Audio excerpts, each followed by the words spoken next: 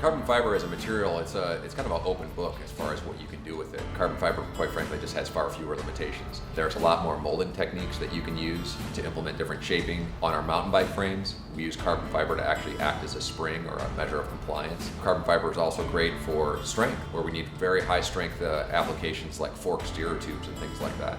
With carbon fiber, we can really build a bike that is much stronger and certainly stiffer and more rugged than what we could out of a metal alloy. You could manufacture the bike to be stiff in one direction and compliant in another.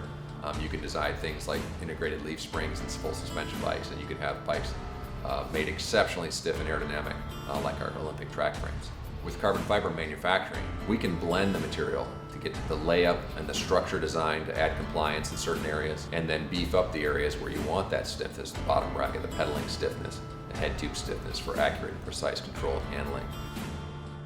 So at Felt Bicycles, we've developed our own sort of blend of carbon fiber that's used in different scales of manufacturing. We call that our Ultra Hybrid Composite, or UHC blend of carbon fiber. For the most part, the UHC performance is what you're going to find in a few of the other industry leaders in carbon fiber manufacturing. This is a blend of intermediate and high modulus carbon fibers. We use the intermediate fibers where the strength requirements are quite high, those impact requirements, and we use the higher modulus carbon fiber to improve the stiffness. These are bikes that are capable of racing and winning at the highest levels of sport and cycling. We also have a blend of carbon fiber, our UHC Advanced. This is where we get into a little bit more exotic frame materials. Some higher 40-ton and 60-ton carbon fiber materials are used here. Blends from different carbon fibers from aerospace and motorsport industries. This is a much more expensive process as far as fabrication goes. There's generally more pieces, more individual patches and patterns for each carbon fiber layup, and it's a more specific or controlled environment for manufacturing. The UHC Ultimate, that's a recipe that almost changes year to year or as advancements are uncovered. Most recently, we're using the Textream carbon fibers in our UHC Ultimate blends. And UHC Ultimate goes right alongside our FRD approach of creating the very best. So those things are kind of all constantly in flux as we learn more and more about different materials that become available, and we learn how to best optimize and use them in bicycle frame manufacturing. The Textream 76 material is a 76-gram sheet of 1 square meter, so it's fiber area weight of 76 grams per square meter. Typically in bicycle manufacturing, they use sheets with 100 grams per square meter or even 200 grams per square meter, and that's in a unidirectional fabric where all of the fibers run in the same direction. You also get improvement with Textream in the actual fabric itself, with each of those individual strands being flat, consistent, with no gaps in between. You can reduce the resin content as well, which further enhances the low weight and high strength properties.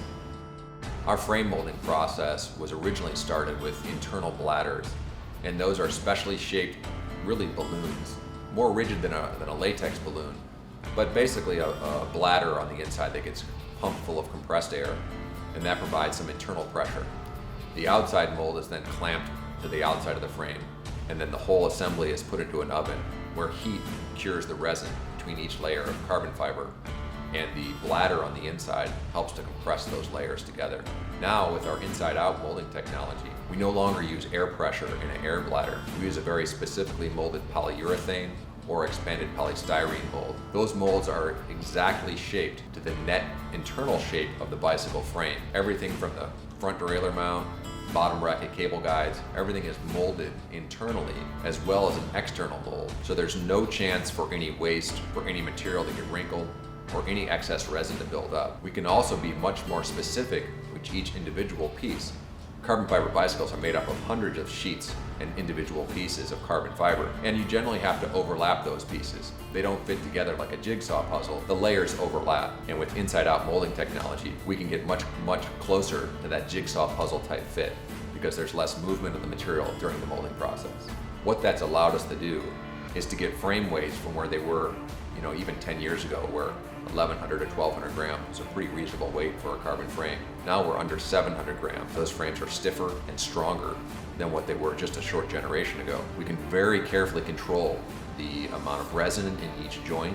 We can very carefully control the wall thickness and the amount of compaction that each one of those layers of carbon fiber uses when we use this EPS molding technique. It's exceptionally painstakingly long to manufacture products this way, but it's an extra step that we take to further our advancement.